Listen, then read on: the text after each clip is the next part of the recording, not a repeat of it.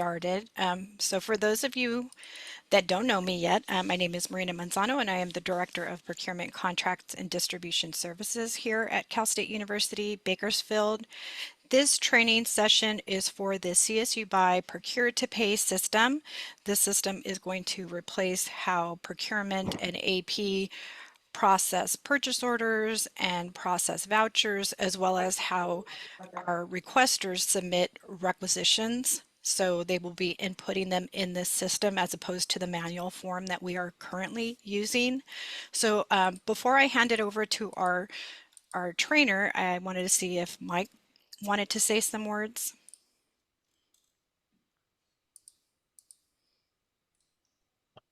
I'm sorry, I'm doing two meetings at the same time, Rita. So, No problem. no, that's fine. Just go ahead and go forward. Thank you. Thank you, Okay. everybody, for joining the meeting. Appreciate it. Okay, with that, I'm going to hand it over to our trainer, Chris Dotz with RiseNow. RiseNow is the consulting group that is supporting the Chancellor's Office in the implementation of this system. Keep in mind this system is going to be adopted by all 23 campuses and the Chancellor's Office.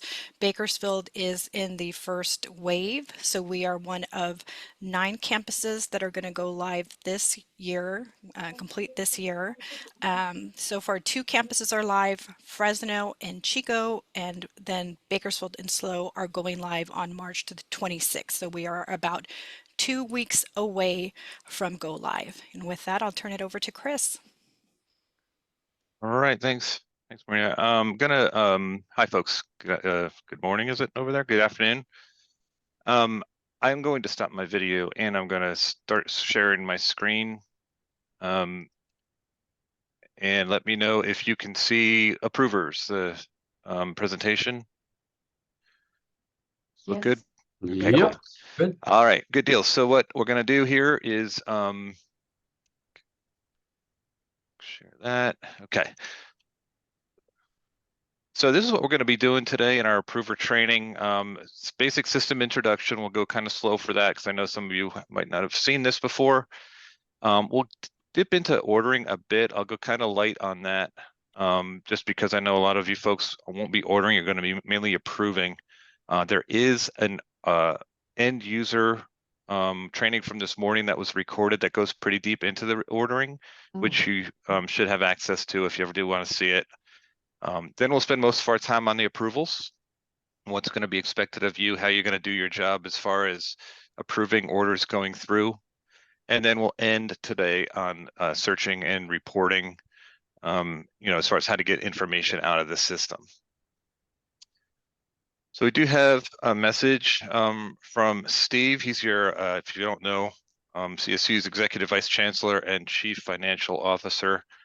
And let me go to that. I think I have it pulled up here. Here it is. So full screen. Hold on a second. Let me unshare, and I think I've got to make sure I'm sharing my video audio. That's what happened last time. Okay. Hello, I am happy to provide you all with an update on the California State University CSU BUY program. CSU BUY is the implementation of strategic, standardized procurement processes that allow for the elimination of manual touchpoints and steps, resulting in efficiencies through automation, risk mitigation, and cost savings for our 23 universities. To prepare for the launch of CSU BUY, we have scheduled training sessions to introduce you to the system and to build your confidence and process knowledge. In addition to these training sessions, we want to ensure a smooth transition to CSU BUY by providing ongoing support resources. So first, we will be offering post-go-live office hours for you to attend where CSU BUY experts will be available to provide virtual assistance and address any questions as we start using CSU BUY.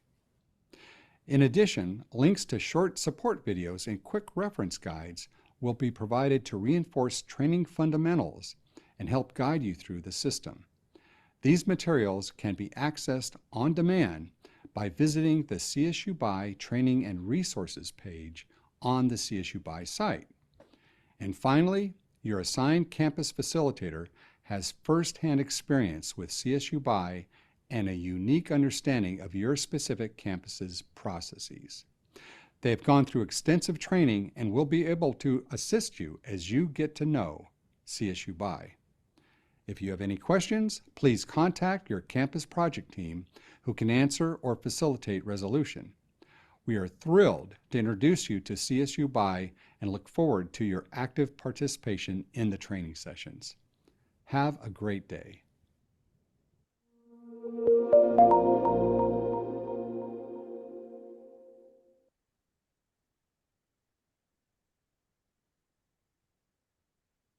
Okay, cool. So that's message from Steve. Okay, so now back to our PowerPoint. We're gonna follow this format in today's training.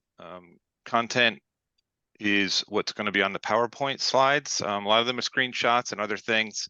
After each section, I'll be doing a demo. I'll actually go into your test system, the CSU BY test system, and show different roles, a requester or an approver, that kind of thing, to show what they would experience if they're trying to buy something or trying to approve something, whatever we're discussing at the time. So we're going to start with the system introduction, go into an overview of the system, into the basic navigation. What we want to do here is really get you used to the CSU BY interface.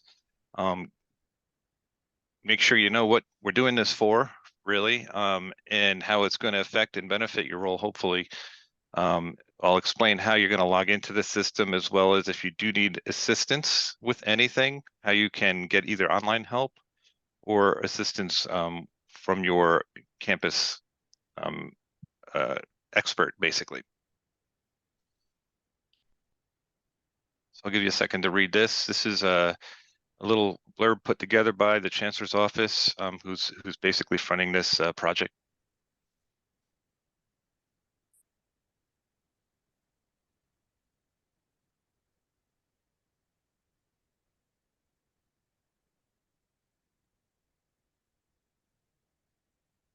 Okay, so that's what CSU BY is. And you'll see that's a screenshot of your homepage. We'll be in out of that for the next couple hours. Who uses it? So anybody really who wants to buy something, but aside from that, those are your shoppers and requesters. Approvers, we are you folks, to approve orders before they get to become a purchase order and be sent out to suppliers. Of course, buyers are involved in your procurement. Yeah. And okay, and then accounts payable. So we do have a whole AP module. Won't be going too deep into that today at all. But invoices and vouchers are going to be processed through the application as well, and you'll have visibility into payment status and that kind of thing.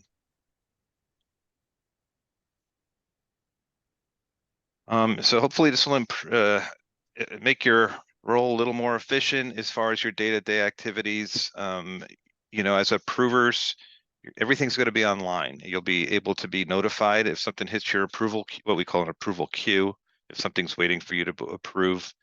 I'll show you how to access that queue and what options you have when you're reviewing an order. Communications hopefully will be improved because we can communicate within the application.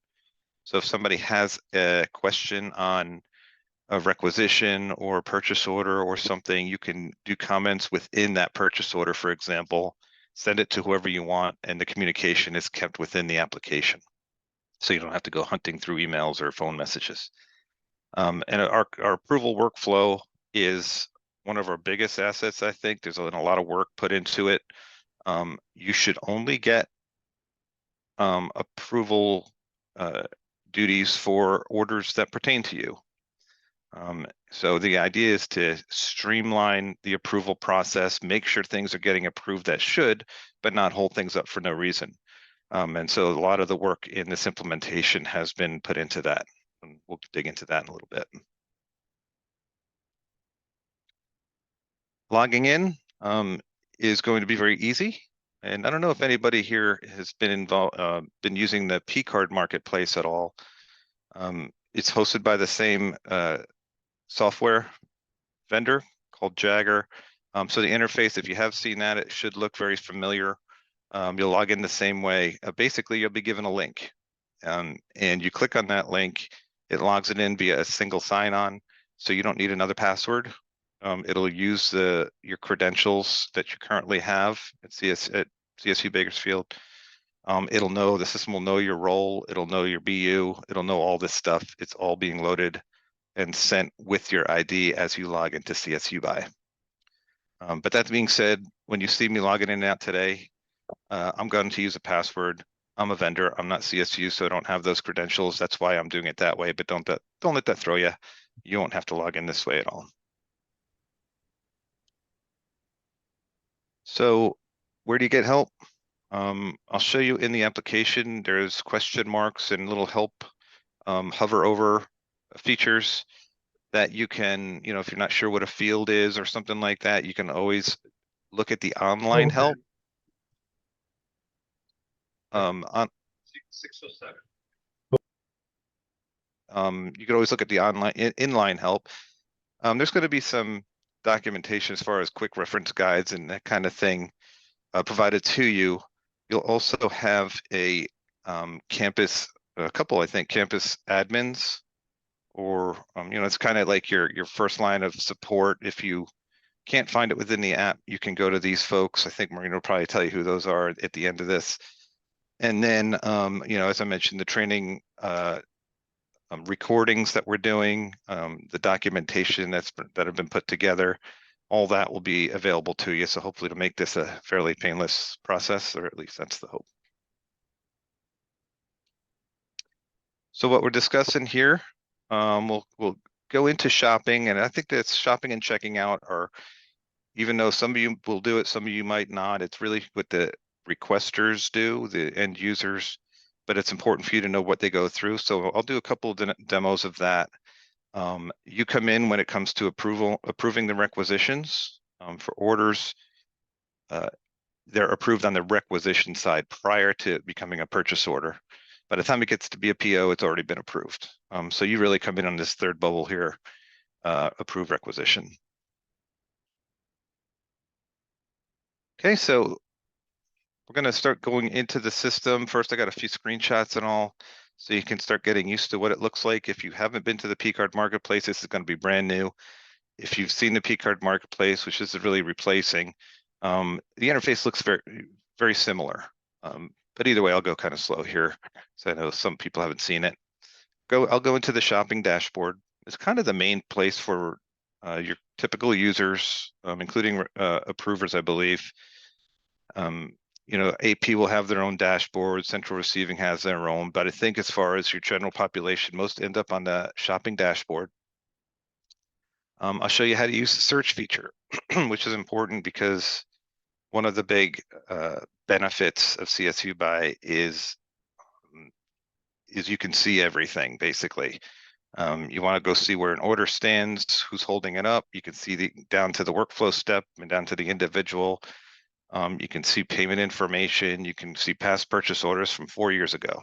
Well, you will in 4 years, but so that's the idea, is complete transparency as much as we can give you. I'll show you how to get to your user profile and what you could do in there, including adjusting notification settings and why you'd want to do that. So a few screenshots. This is your shopping homepage, and we'll be in and out of this in the demos. And so I'll go deeper into what all this means here, these different, what we call widgets, the shop and organization message and so forth. This is what an end user profile looks like. Everybody has one. You won't be able to edit most of it, but there are a few things you can do, and I'll show you when you would want to do that. And your notification preferences, which are definitely under your control as far as what messages come from CSU BY to you. For example, you're an approver. Maybe if you're not in the system all the time, you want to get an email every time something hits your approval queue, something that you have to take action on. You could turn on or off that email. If you're in the system all the time, you might want to turn it off, so you're not bothered by all these emails. Let me just take a little break on that and go into the system. So this is the test system. Production is live right now with the other 2 campuses. You'll be live with it in 2 weeks. The only difference really is the colors. I think the blue is black instead in production. That's really so we can tell the difference very easily. So a little tour. Anytime you want to get back to this screen, you can either hit home or hit the CSU BY logo. It'll get you right back to the shopping homepage. There are menu options here on the right. When you first log in, they're going to look like this, which you can leave if you want. It'll tell you what it is if you do the fly out. Just hover over and do the fly out. If you don't want to take that step, you can just use this arrow at the bottom and the words will show up. And this is a sticky functionality. That means it will remember your setting. So next time you log in, if you have them expanded, they'll stay expanded. So your menu options here will depend on your role.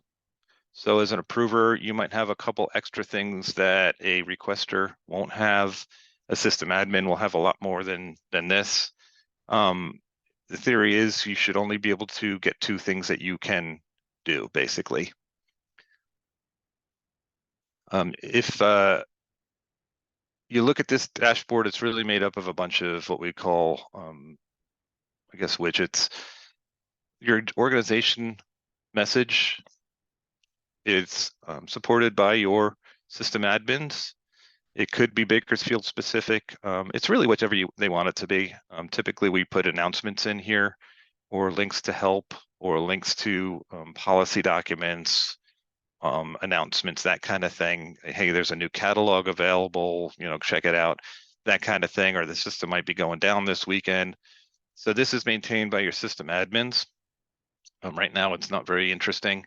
In production, I think it's got more in it. You got some quick links, easy ways to get to menu options, basically.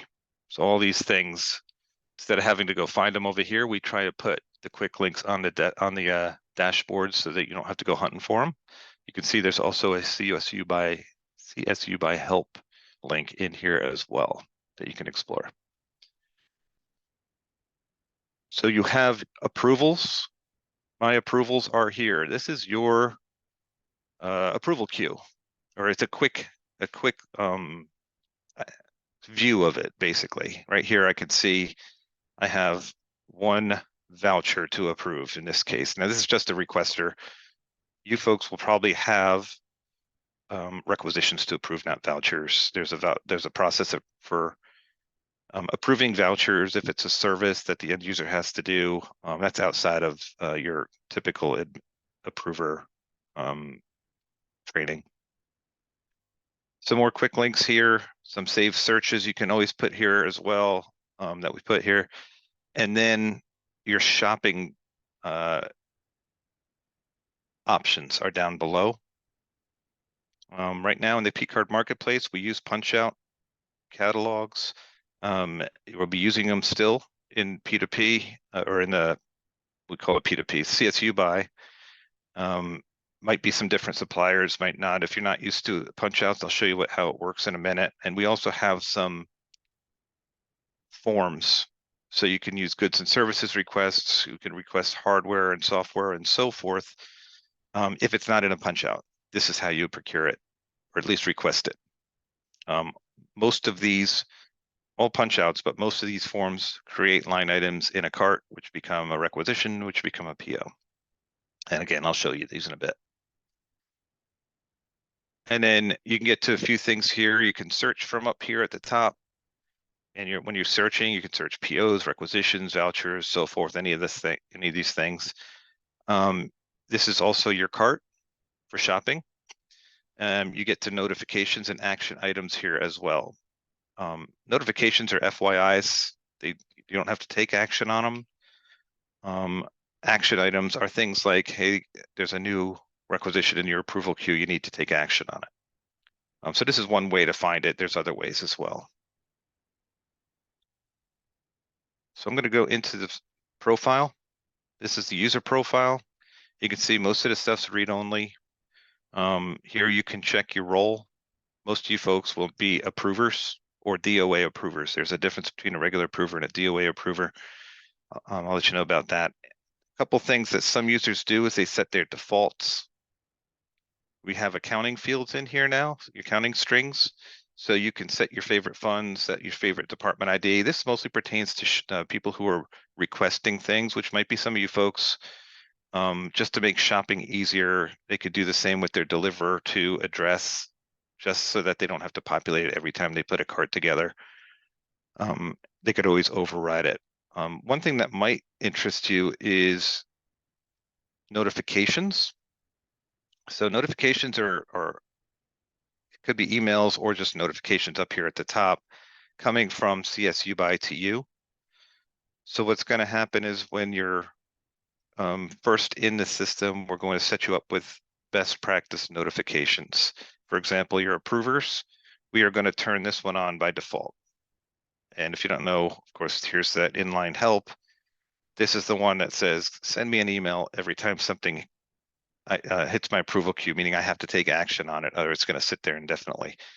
We'll turn this on for you by default, so you'll have it on. If you come in and a week later, you're like, I'm in this system all the time, I'm always looking at my approval queue, I don't want this email, you have full, you can, you can totally come in here and edit it and turn it off and just say none, right? So while we set you up with best practice, you could always turn it on or off as needed. There's a lot of notifications, some pertain to you, some won't. If you ever have a question on one, just hit the old question mark, and you'll get to know these better. There's only a few notifications here that are really going to apply day to day. When in doubt, I suggest keeping them on, and so that you don't miss anything. Okay, so that's your basic navigation, your user profile, the shopping homepage. We'll be in and out of this for the next hour and a half. Back to our ordering. So I'm going to show you quickly what a punch out is. I'm going to show you what form requests do as well. 2 different ways to create a cart. And then I'll show you the checking out process as well, because checking out's a little more robust if you're using a P-Card marketplace. There's more to it now, including your accounting fields. And those are going to be required, so people can't really submit without getting the right, at least getting the right fields populated. Whether they do it right or not is to them. So punch out catalogs I showed you, this is what they look like. They're down below in the main screen, the shopping homepage. They are listed by categories, as you can see, to hopefully make it easier. I'll show you forms as well when I do this. I'll probably do one of each. Goods and services, again, when do you use forms is when you want to order something that's not in a punch out. Which form do you use? Well, there's easy ways to show that too. Each form has a little instruction of when to use it and when not to use it. These are the forms available. The main one you're going to probably be using if you're requesting things, or your users are you're going to see mostly when you're an approver, is the goods and services request. That's for anything that doesn't fall into the other categories, really. Hospitality has its own. You can see anything IT. We split the forms up into hardware or software. So we're letting end users create these requests, and then you'll see later we use workflow to say yes or no. So basically we let them order what they want, but then workflow, you can always say, nope, that's not right. We don't want you to order that.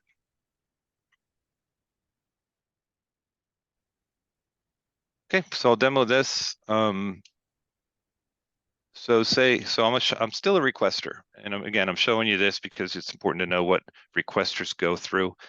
I need today to buy some cleaning fluid. I'm going to go down to my punch out supplier or go to Waxy. I happen to know this cleaning fluid is from Waxy. So what this does, if you haven't used the marketplace, because it works the same way, you click on it and it punches out to a custom catalog for CSU that in this case Waxy has put up for us. And it only has CSU products and prices, contracted prices and all that. So that anything in here should be theoretically at least okay to buy. Still going to go through the rate approvals if needed, based on our workflow rules. But the idea behind a punch out catalog is it's hosted by the supplier, but tailored to CSU. So I'm going to put 3 of these in my cart. And these punch out catalogs look just like the public sites, except they're not. They're actually for CSU. So when I put my cart together, instead of putting in my credit card and on my shipping address here, I'm going to return the shopping cart. It's going to bring this line item into CSU Buy as a new cart. Reason we do that, we want to get all the spend in one place. We also want to use our workflow that we have built in here as well, so that we get the right approvals done. We want it distributed the way we want it distributed out to the supplier and so forth. All that's built in. And we also want to use our accounting fields so that things are using the right department ID, the right fund, so forth. So here's a cart. This is basically like any other shopping cart. You can see things like this little icon means it's a punch out product. If it was a form, we would be able to see that. You can see there's a deliver to location. It's a required field, but because this end user put it as a default in their profile, it automatically populated. They could always override it at the order level if they ever need to. So all your deliver to locations are built into the system as well. When I go to checkout, this is my final step before submitting my request. This is my checkout screen. I have my ship to address, again, came from my profile. If I hadn't had it in if I didn't put it as a default in my profile, it would be a required field here. Same with bill to address. Things like blanket orders is here. Here's your deliver to again, your cart name, which you don't have to name a cart, but you could. Users could have multiple draft carts. You can also put in internal notes and attachments or external. External will go with the PO to the supplier. Internal will be attached to this order and follow through to the PO, but will not be sent with the PO to the supplier. Supplier would never see internal. So if I wanted to attach maybe a quote, I could go in here, attach my supplier quote, and because it's an external attachment, it'll be appended to the PO when the supplier gets it. Now in this case, because it's a punch out, they might not see it. They probably won't see it because that's a database to database connection.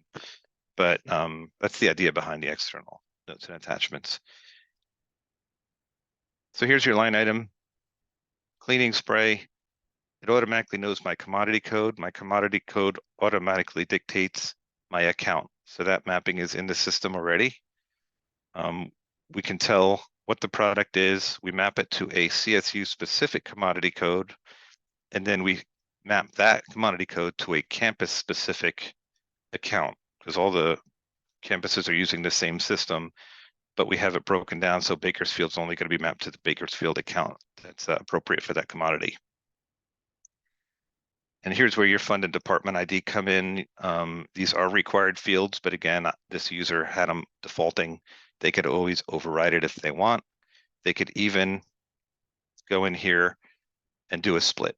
If they need to do a 50-50 split, whether it be price, percent of price or amount of price or so forth, they can do that, charge it to a different fund. So this one's going to be split between these funds 50-50. So there's a lot of flexibility here for your splits. You could have multiple splits. It doesn't have to be 2. You can do it for different reasons. Here in your checkout screen, before a few other things to look at before I submit it is taxes being automatically generated. So we have rules behind that and keeping up with your tax rates depending on what's being ordered and what the ship to address is. And you can also see the workflow. So based on the conditions of the cart at this second right now, if I don't change it, it's going to go from a draft and it's going to become a requisition and immediately stop at DOA approval based on my fund. If I click on this, I can actually see who the approvers are for this particular department, for this particular fund. So either one of these two people, Daniel or Paula, will approve it. Only one of them has to approve it. After that, it goes through a couple robots, which nobody has to stop. It goes right to a PO without even stopping at procurement. The reason for that is it's a low dollar catalog item. So we have rules around that. Any catalog, well, I think I can't remember it. Most catalog items that are low dollar will not have to stop at procurement at a buyer. Forms, non-catalog, high dollar, those will stop. So the workflow is very conditional. At the end, once its DOA has approved it, it passes OFAC, it's going to automatically create a PO, and it's automatically going to distribute to the supplier via however they're set up, the supplier. So I'm going to submit this. That makes this draft cart go away, and it makes the requisition, creates a requisition and enters workflow. The other way to order, and again, I'm kind of breezing by shopping, believe it or not, this is going fast. I'm going to try a form, goods and services request. Again, this is for if something is not on provided, either the supplier doesn't have a punch out catalog or the item is not available in their punch out catalog. Here is a goods and services request. All the forms start with a instruction page where it says when to use it, when not to use it. Because there's, for example, if I'm ordering something for IT, I should not be using the goods and services. So if I'm ordering, maybe I'm ordering furniture right now, I'm going to hit next and kind of go through this little wizard. Next thing it wants to know is what supplier is it. I can't free text the supplier. It's got to be a supplier in the system that's active for shopping. If it's not, there's a supplier request process that the end user would go through. But in this case, I'm looking for my supplier. Here's my supplier right here. I'm going to select them. Hit next and continue on through the form until I get to review and submit. It's going to start asking me questions. These are conditional questions. What am I ordering? I'm going to order furniture. It's not a blanket. I'm just going to go through these. The stars mean they're required fields. Is it a sole source? No, it's not. Because I said furniture up here, it's going to present me with a furniture page. So the idea for you approvers is you don't want to have to go back to the end user and say, okay, what did you want? How big a chair was that? Or how much, how much was this? Or what's the catalog number? You don't want to go back and forth. You want to get all that in before you even see it. And that's what these forms are meant to do, is capture that information for you ahead of time. Provide the details. Okay, what do I want? I want office chairs. Maybe I have a justification document, not required. Is it for, what is this? Is it for on campus? Yes, it's for this building, building 123. Will be delivered. So you can see these are very specific to furniture. If I chose, I don't know, legal services or something, it would give me legal services questions, again, to prompt the user to provide the information, actually make them provide the information to you so you don't have to go back and forth. Each of these ends at cost details. This is where I say, okay, I got $800. I want 3 chairs. I'm going to put each office chairs. Hopefully they'll have a catalog number for the supplier. It's not necessary, but it helps them. And you can see the system automatically knows what commodity is based on what I'm purchasing. When I hit next, I'm done. I should have all green arrows here, or green check marks, I guess they are, which means all my required fields are filled out. I add it to my cart. And then from here, it's the same process as before. Here's my cart. Here I can see it's a goods and services request. It's office chairs. If I want to, I can always click on this to look at the details. I'll show you that in the approval process later. I'm going to proceed to checkout. I'm going to use my default deliver to, ship to. I'm going to use my default accounting codes. I don't need to attach something. I could submit, but before I do, I can see here my approval has changed. Again, based on what I'm ordering, still going to need DOA approval based on either department or fund. And we have those rules built in, and we also have dollar thresholds as well. And you can see there are 3 approvers for this particular department ID. Again, this is test. Don't worry if this is your department ID and your name's not here, it will be in production. We also have a facilities review kicking in based on the fact that it's furniture. We also have procurement, a buyer that's going to have to look at it as well. In this case, Bianca and Stephen are both the buyer for furniture.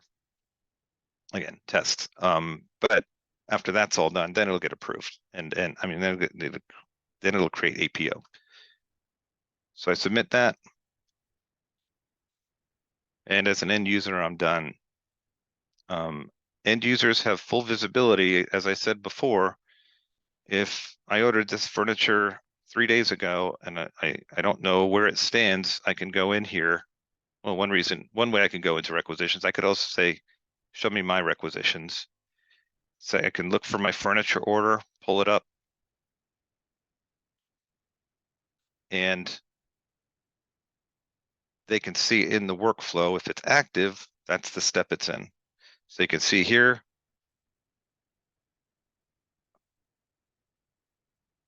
that it's active in the DOA approval step. I could see Bill, Marina, and Stephen. One of these folks is sitting on it and they're not doing anything.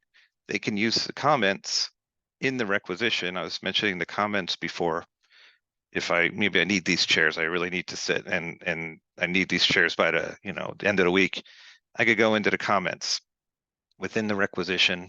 I could say, okay, I'm going to bother Marina about this because maybe I know she's going to work on it. Need these soon, can you approve? Or whatever the message is. Add the recipient.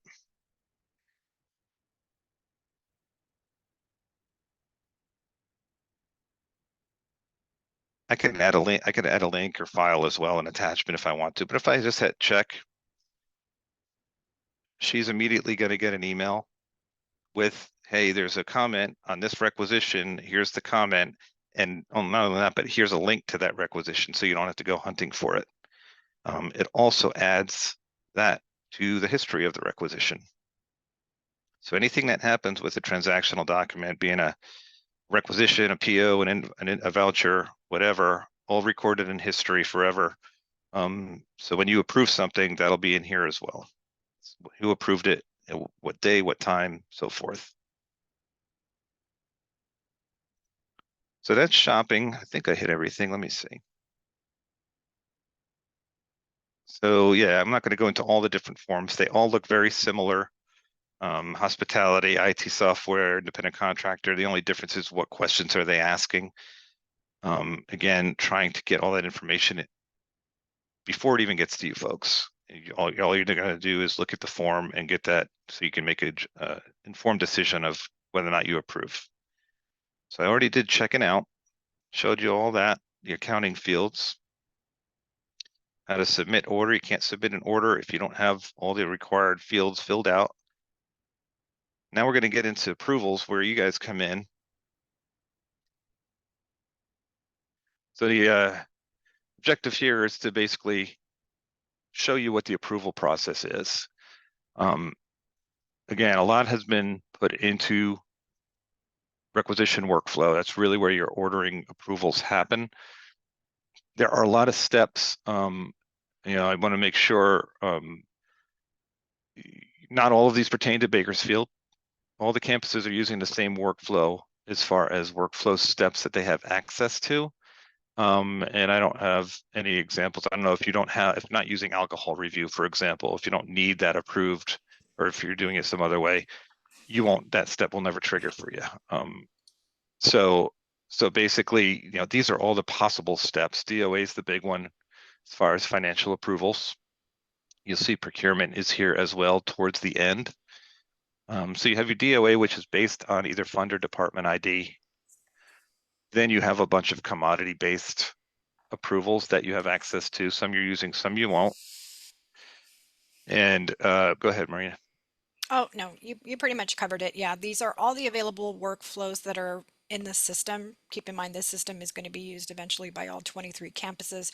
However, campuses have the ability to determine which workflows they want to turn on or off. And some of these processes are already covered in other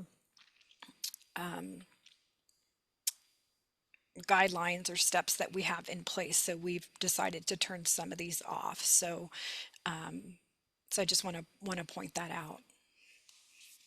Thank you. And the goal is to get to this last step, the automated create PO. So at the end of this, the system will acknowledge that it's been fully approved by creating one or more POs. And the reason why it could be more than one PO is because you can have multiple suppliers or multiple ship to addresses in a given requisition. You don't have to worry about that. You just have to approve them. The system will know, hey, this has to be split up into separate POs, and it will do that automatically, as well as distribute them to the right suppliers.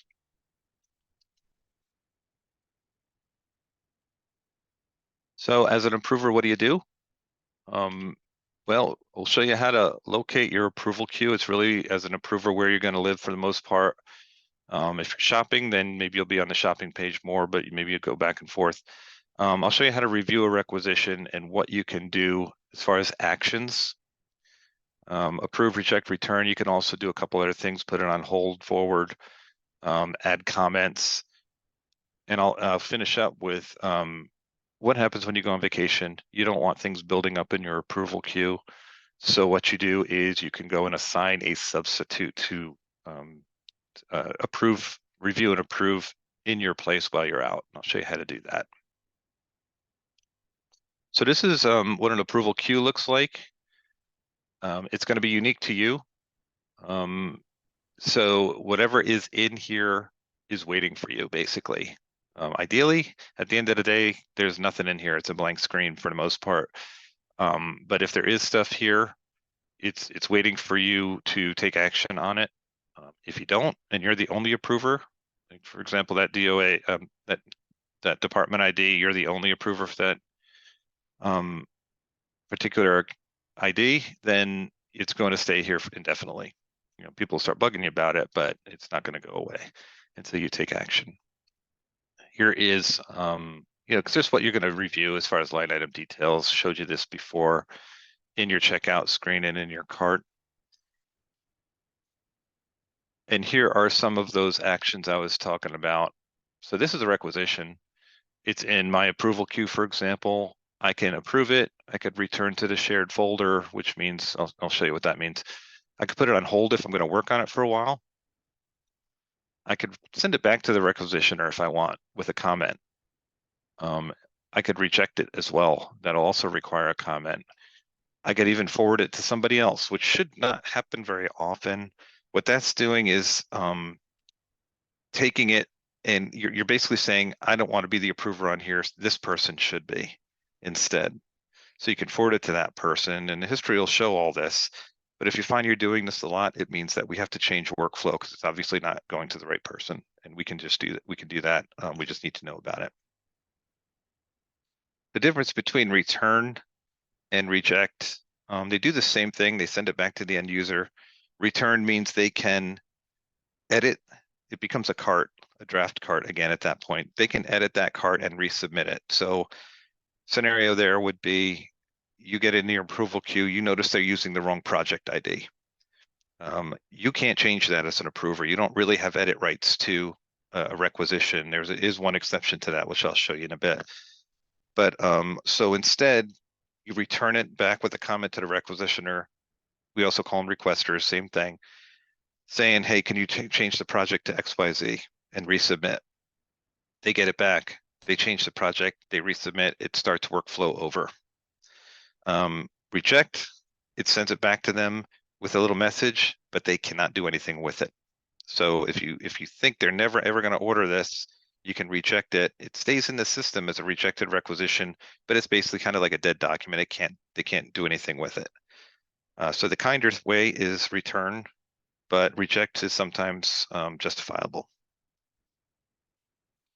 And here's your screen. Again, I'll demo this, but your substitute approver, kind of like your out of office in Outlook. Put in the dates you're going on vacation, and the system will know to stop putting them in your approval queue, put them in somebody else's. When you get back, the system will automatically send any new requisitions back into your queue. And this is just showing exactly what I just said, what you can do with a requisition. Let me show you how that works. So what I'm going to do now is I'm going to log out of the requester, and I'm going to log in as an approver.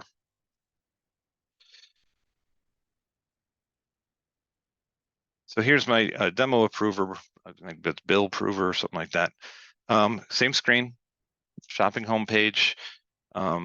Do the same things. You can have you got your punch outs and all that. If you are ordering, everything's still here. You can see here's my approval queue. All right, right now, I'm showing I have a number of things waiting for me.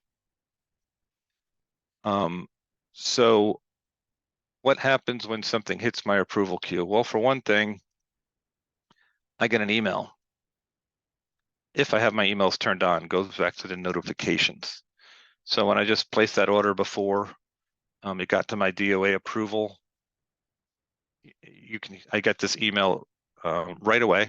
There's no queuing it up or anything like that. It happens immediately. It says, who ordered it, how much it's for, really why it stopped. In this case, because of department ID and because it's within my dollar threshold. So we have, if it's either fund or department, we have the dollar thresholds with the right approvers in the system as well for your DOA structure. So it shows me a lot of the information within the email of what's being ordered. It's a little sloppy because it's a form, so it has a lot of the questions and all that. I mean, right now you probably wouldn't review it here as much as go down and click this link to go into the CSU BY, and it'll log you in and put you right into that requisition, so you don't have to go hunting for it. But this email shows you pretty much all the information, almost all the information of the requisition, in case you do want to review it from the email. Again, if you're in the system all the time and your approval queue is always being watched by you, then you might want to turn that email off. So your approval queue. One way to get there is go into orders, approvals, requisitions to approve. So this our demo user has 7 different requisitions sitting there waiting for him. So one thing you can do if you don't want to have to remember these few clicks, you can go here to this heart and bookmark this page. Right, so next time you are on your home screen, you can just click requisitions to approve right here. You could even make this, if you really want to get fancy, make it your home page. So next time you log in or anytime you hit home, it puts you here. So if you are really not ordering much or not at all and you're just approving, you might want to make this your home page. And again, to do that, click your profile head here and set my home page. And whatever page you're on at that moment, that'll become your home page. So you can see your approval queue. You might have various things that you approve for, maybe multiple department IDs, or maybe you're in charge of approving for, I don't know, security and EH&S or something like that. It'll split it into the different categories of approval so you can lump them together. Right here, you can see from this particular department ID, I have 6 different requisitions waiting for me. It's because it's fell into my department ID under my threshold, 0 to $500,000. So what do? I start picking them off one by one. I can open it up. Go into the requisition. So when I go in here and I look at you can see I can only do a few things. I could either approve it or assign it to myself. This is kind of I guess I'm used to it. I've been doing this a long time. But in order to get some more options, you need to assign it to yourself. If I do that, it will all of a sudden let me return, let me put it on hold, let me forward it, and so forth. The reason for that is there could be multiple approvers. It's in both of your, say there's 2 approvers for this particular department ID. You don't want to step on each other's toes.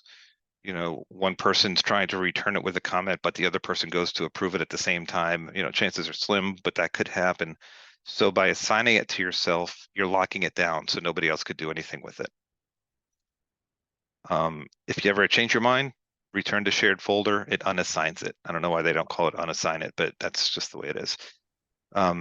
So I'm going to assign it to myself, and that way I can take my time looking at it.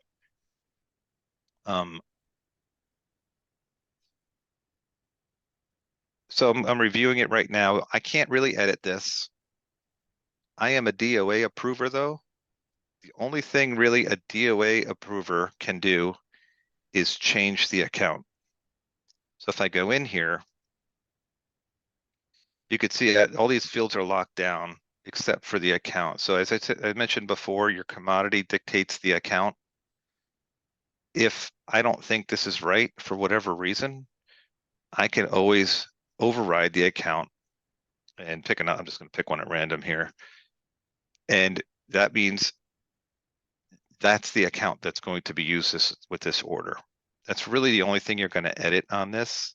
And that's just for DOA approvers, IT approvers, EH&S approvers. They can't do any of this. Go ahead, Maria. Can't hear you.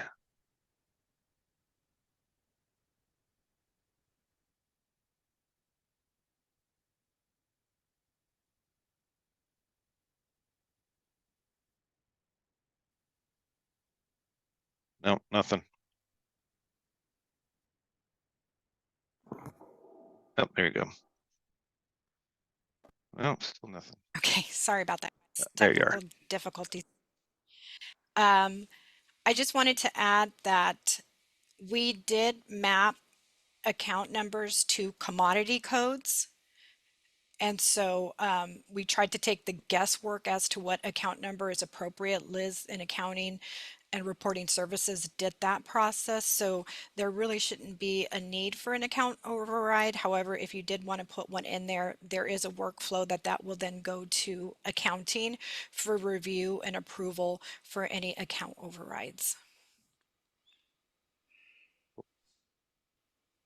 Yep.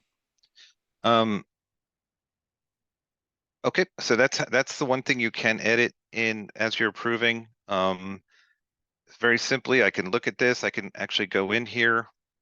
This is a form. This is my office chairs.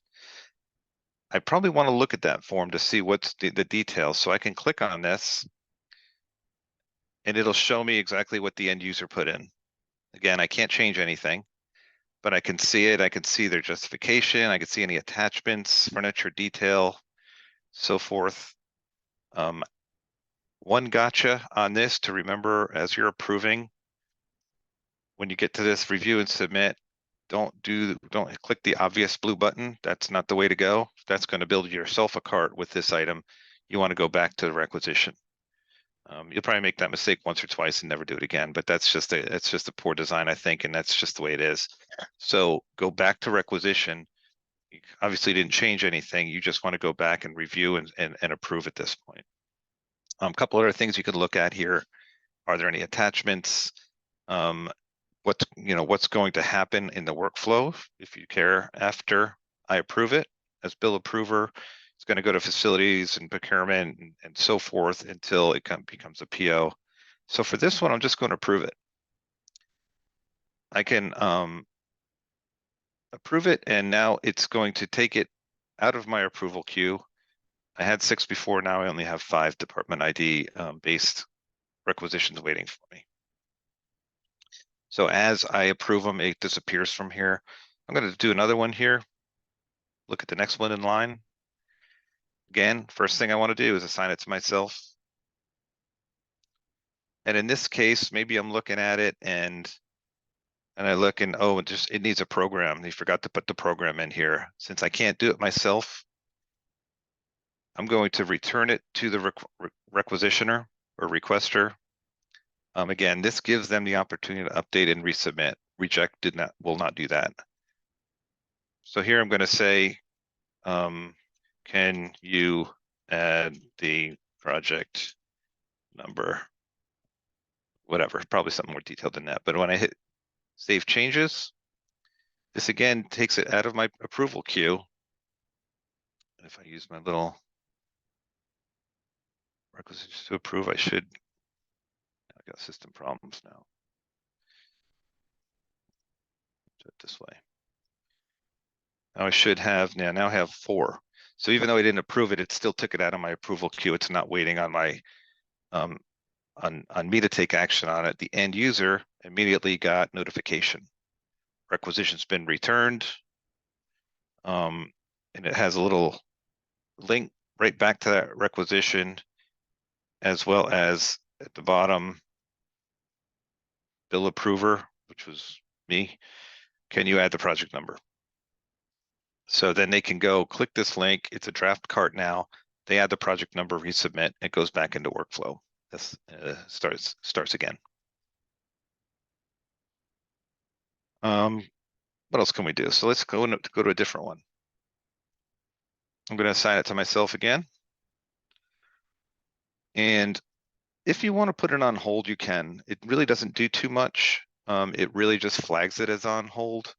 The fact that you have assigned it to yourself and are not taking action on it really means it's on hold anyway. But when you place it on hold, you might want to put a comment, researching whatever I'm researching, place it on hold. And the reason for that is the end user, remember, they can come and see this whenever they want, see where it stands. They can look at the history and see, okay, it was put on hold on this date because of this reason. So it might save them a call or save you from receiving a question of what's going on, why are you sitting on this? If you're done researching whatever you had to research, you go in here, you can always approve it, takes it out of hold, moves it on in workflow. The only other thing really to show here, forwarding should be an exception. So if you forward again, you are not officially approving it. You're giving your approval rights to somebody else. So if I just hit search, it's going to give me a list of everybody who has approval rights in Bakersfield. So keep in mind, this is DOA. I could give this to anybody. The system is not going to say, hey, wait, this person's not qualified, right? So it's up to me as the approver to send it to somebody who is appropriate and who has the right authority to approve, to take over the approval on this particular order. So all I would do is I'd hit the box, I'd put why I'm forwarding it. And in this case, this person would get that, I'm not going to do it, would get that message and it would take it out of my queue, put it in their queue. Again, forwarding should be an exception. It shouldn't happen a lot. If it's happening a lot, let your system folks know, your CSU BY support folks know, and we'll get the workflow updated so it's going to the right person. One other thing that I don't know if it's on the slides or not. I don't think it is, but I'm going to just mention it anyway. There might be an occasion where you want to approve it, but you think somebody else should see it, should approve it as well, somebody who's not in the workflow. Again, this should be an exception. If this happens all the time, we're missing something in workflow, but it is an option for this particular order.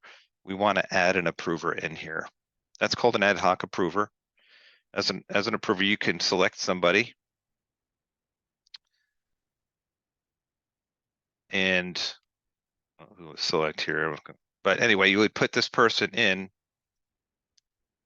with a comment as to why you should approve this. When I hit save, it actually goes and adds a step into workflow with that person, for that person. It's kind of like forwarding, except in this case, you have to approve it before that person gets it.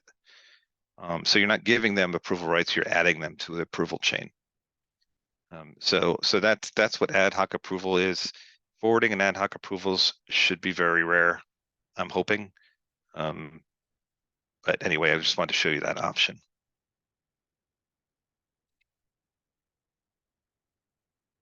So go back to my approval queue.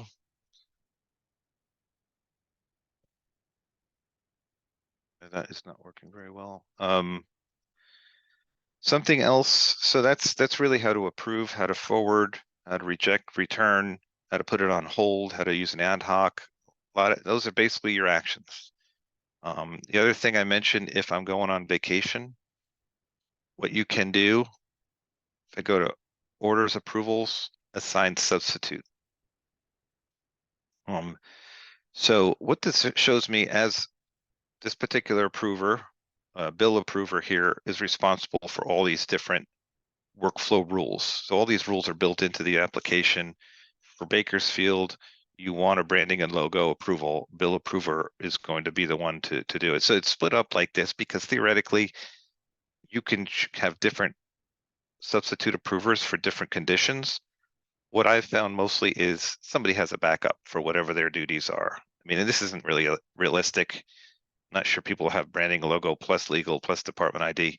This is for demo purposes. But if I wanted to go on vacation and assign all of these to somebody else, I hit the assign button. I say who. I put in my dates. I'm going away next week. And it goes down to the time too, if you want to do that. And when I hit assign, it's saying until the 19th, things are going to still come in my queue.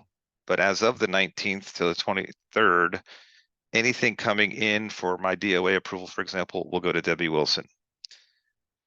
And it won't go in my queue. And when I get back from vacation, it's not going to be in my queue. It's going to remain in Debbie Wilson's queue. So it's really just so things don't sit around waiting for me to come back from vacation. It's a backup thing.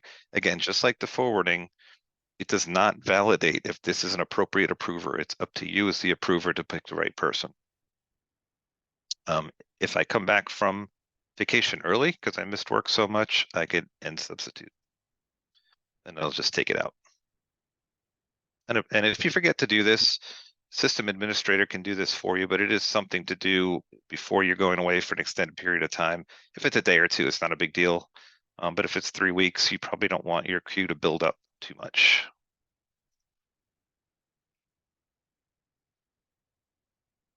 All right, let's see where we are now.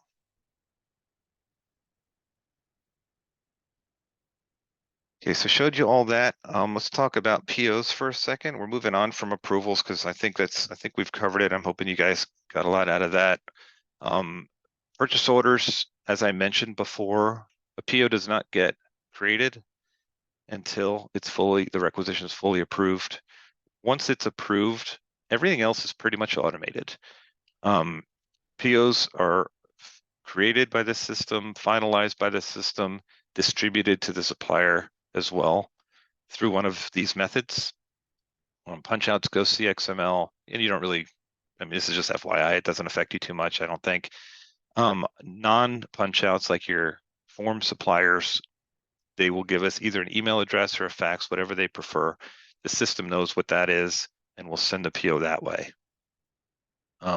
Manual should be an exception, but it is an option as well. Some suppliers might want their systems handed to them, or their POs handed to them. I don't know.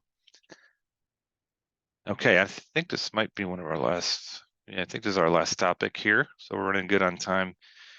Searching and reporting. Go ahead. Hey, Chris, I'm sorry to interrupt. I think there's some confusion on like ad hoc and forward and assigning cart. Can we kind of go over that process again? Yep. Go back to my approval queue. So it's a question. I haven't been looking at the chat, but is it when to do which one or? Yeah. So, Okay. I mean, if I'm understanding it correctly, then a requester creates the cart. If there is an internal process that a department or school has determined is necessary for an analyst to review it and then submit it to the DOA approver, then that process would be assigning the cart to that individual, Yeah, right? that's prior to approvals. Yeah. Prior to prior to- approvals. Then I think once we're at the approval process, if there was another approver that they wanted to approve it, what's the difference between forwarding and ad hoc? Yeah. Yeah. And they are similar.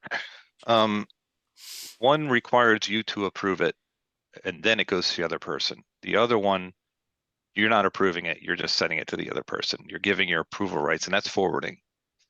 So if you look at the history of a requisition, it's going to show, okay, I gave my approval rights over to Marina. That means I didn't approve it. She should have been the approver. She's approving it instead. With ad hoc, I'm approving it, but it's also adding you as a second approver that's not built into the workflow. So Okay. it'll insert you as an approver in there. And again, both should be exceptions. But that's the main difference. One, you're approving and then it goes to the other person. The other one, you're giving your approval rights over to the other person instead. And with ad hoc, that means the individual doing the secondary approver does not necessarily have to be on the DOA, right? Correct. They do have to have the approver role, Yes. Yes. but they could be any approver. So for this system, it is requires the permission from IT to give access to users, similar to how we do our CFS access, right? So we are in the process of modifying that form to include the P2P roles, because currently there's no permission required for submitting requisitions because it's a manual form, but access to this system will require the individual to have been given either a requester role or an approver role. So just be aware of that. And procurement went through anybody that was on the DOA, we added as approvers. And we also have secondary approvers for various workflows. So if you're not on the DOA, but you were invited to this session, that's because you are an approver in any of the workflows that we've established for our campus. And the same with requesters. Procurement reviewed and determined based on individuals that have submitted requisitions in the past, individuals that are using the campus marketplace, who would need to have that role. Once we roll out, and if we determine we need to add additional users, then we'll have the updated form available to submit in order to grant, and anybody new coming on would then complete that form to be able to have access to the system.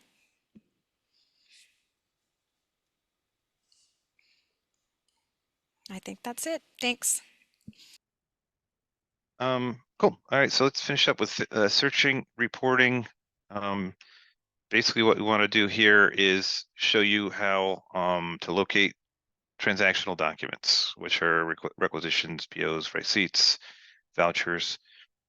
Again, a lot of visibility in here now, so hopefully people won't be, they'll be able to do their own research as to where things stand and that kind of thing. So it's a good change, I believe. Your searching all looks kind of the same, whichever transactional document it is. Here's what finding a requisition looks like. I'll go demo. This will be easier to see in the demo. Same with PO. They all look very similar with your filters and how you can narrow your results down. Your pay status as well is gonna be in here, whether or not it's paid, how it was paid. So let me basically show you, it'll be easier to show you on this one. So from your main page, you can go in, and I'll just take POs for now. I'm going to go search my purchase orders. So you can see any PO in your BU, in your business unit. Right now, we don't have many, although by default, it limits you to 90 days. And remember that, that's a gotcha. Sometimes you go in here and say, hey, where's that order I placed in September?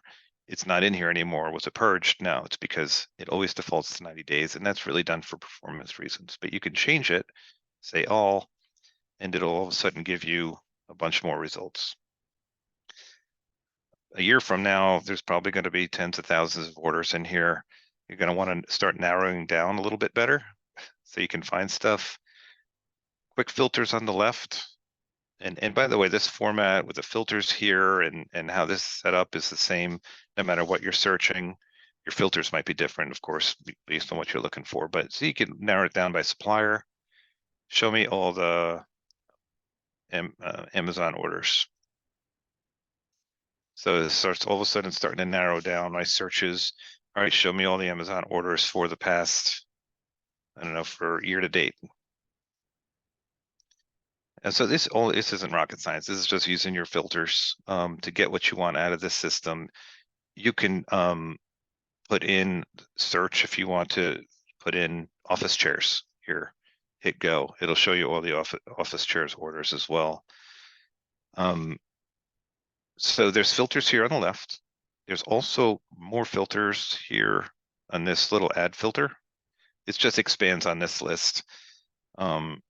There's a lot of different things you could filter on, including at the bottom, your funds, your department IDs, so forth. If you're in charge of a department ID, you can go and search on it and see everything that's been placed order-wise under it. Something else you can do, change your columns. So if I don't really care about, I don't know, shipping status or something else, I can get rid of it. I could put something else in there. When you do this, you're only doing it for yourself, so nobody else sees it. Here, maybe I really want to know who the PO owner is. I'm going to put this over here. I'm going to slide that column up closer to the left. Maybe I want to add, I could add department ID, I guess. And then it adds the department ID. If you really like these columns the way they are, click pin columns as my defaults and it'll remember next time you come in. So for that matter, let me clear my filters. Maybe I'm in charge of this department ID, 2150. I'm going to clear my filters. I'm going to say filter on department ID.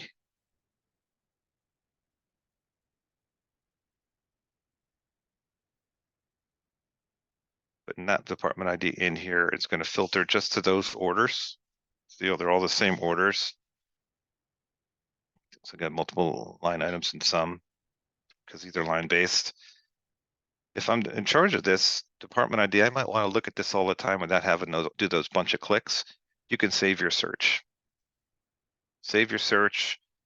You want to add, the first time you do it, you're going to have to add a personal folder. You can add as many folders as you want. Name it whatever you want. And then you're going to have to put your search into a personal folder. You can't create shared ones. That's for a system administrator. But I was going to say orders. I'm going to put it in here. Next time I come in here, so I want to run this report again. I could go into POs under my searches, click on that, and it's automatically going to refresh my data based on my filters. You know, of course, I only have one here, but I might have 6 or 7 different things to narrow the orders down. I won't have to remember how to recreate that. I save my search.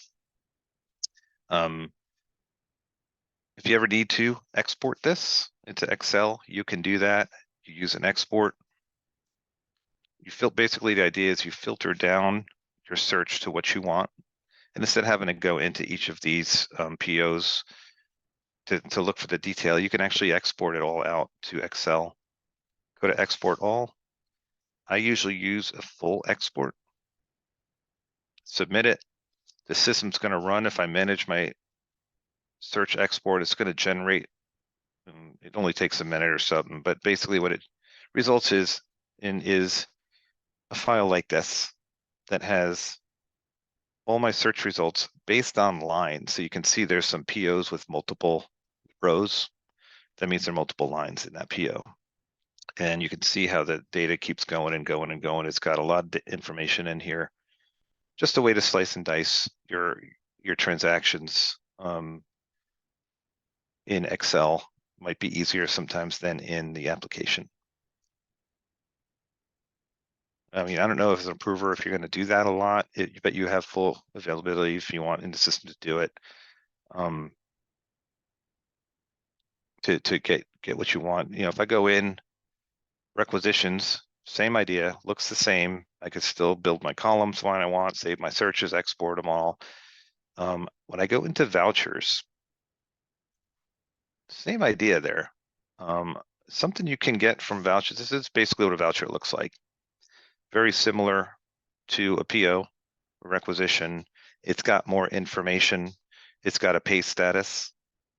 It's got its own workflow, voucher workflow. You folks probably won't be too involved in that. It's mostly for AP. Sometimes the end user, in the case of a service, they need to verify that they received their service before it gets paid. The end goal is to get it approved into an okay to pay status, which means it sends it out to CFS and gets the check written. So in this case, it's in workflow, means pay status is in process. That means the voucher is being processed through workflow. We want to see this as paid eventually, so the supplier doesn't bother us. I'm going to go search my vouchers. I'm going to look for one that's paid.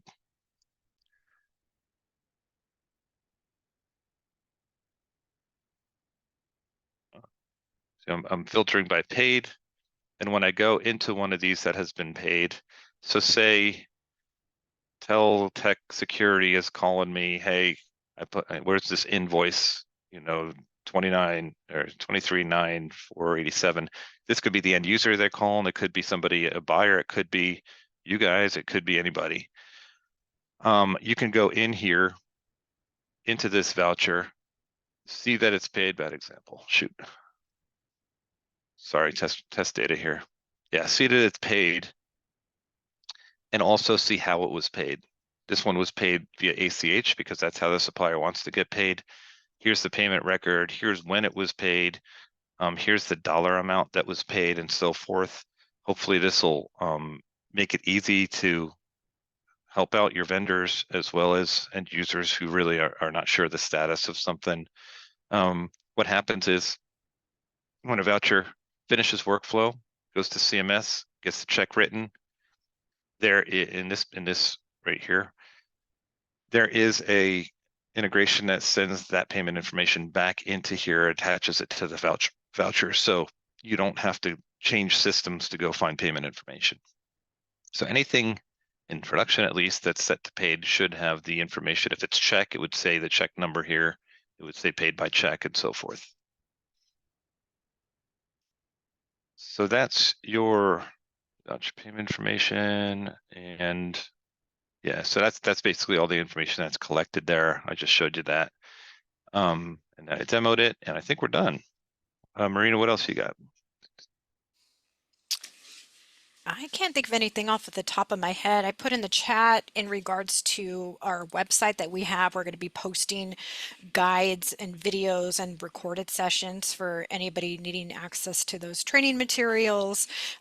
We have I put in who the facilitators are for the campus. So on the procurement side, that is Julie Jones and Bianca Woolgamuth. On the AP side, that is Tina Livingston and Becky Lappin, and we will be holding like office hours that will be posted when that's available in case you have questions or need support, as well as providing training for the campus moving on. I know this is a lot of information coming at you, and we don't expect you to have it all memorized. Procurement and AP is also working on a guide to assist that has like a glossary of terms, because I know there's a lot of terminology that maybe you're not familiar with, or terminology that's changed in P2P, and including a section that's going to say what's different in P2P, so you know exactly the processes and procedures that are changing from current state to future state. So there's a lot of work we're doing to prepare and get everybody established for this transition, and all we just ask is for your patience and understanding. I'm sure when we go live, there may be some bumps in the road, we will have the ability to contact the core team, which is the Chancellor's Office staff that's devoted to this project, and our wonderful consultants, and they can troubleshoot us through any technical difficulties that we experience in the system. We are diligently working on getting all of our suppliers onboarded. We've been reaching out to them and sending emails and asked departments if you know suppliers that need to be onboarded as well, please contact them and let them know. So remember, you can't issue a request if the supplier doesn't show up in the system. I will say, if you run into a situation where you do not see a supplier, you can reach out to procurement, because we have visibility to see suppliers for all campuses.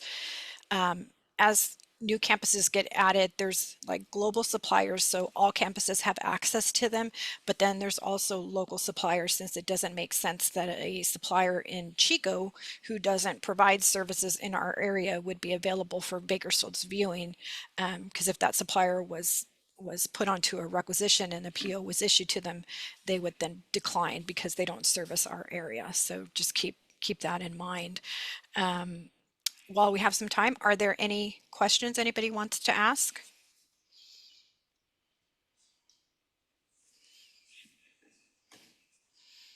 Well, Marina, let me make a couple of comments. I really appreciate everybody being on here. Being a male, I was trying to multitask, so sorry about if I got confused at the very beginning there. So I'm not good at multitasking things with Zoom. But we have a lot of great things we're going to be doing with this program, and I want to thank everybody. And I want to also give a big shout out to Chris for helping so much with my team, getting them prepared. We had meetings last week to get the teams prepared for procurement and also for accounts payable. And we are, going away from the manual system into a more formal system, which we've wanted to do for a long time. So we're going to be very similar to what other CSUs are doing, but at the forefront of this major change for our campus. And we ask just have patience. We'll be working through some of the different issues as we move forward, and we have a great great deal of support from Rise Now and from the Chancellor's Office. And I want to make this a very positive experience for everybody, but just like anything, there's gonna be some growing pains with this, and we'll work with you and make sure we address concerns as they come along. So thank you everybody for participating in this training. All right, that's a wrap. This session is recorded and it will be posted to our P2P website sometime this week. I would say probably sometime tomorrow. So if you know of anybody that had to leave early or missed the session, you can let them know that it will be available on the website. Okay. Thank you, everybody. Have a great rest of your day. Thank you. Bye.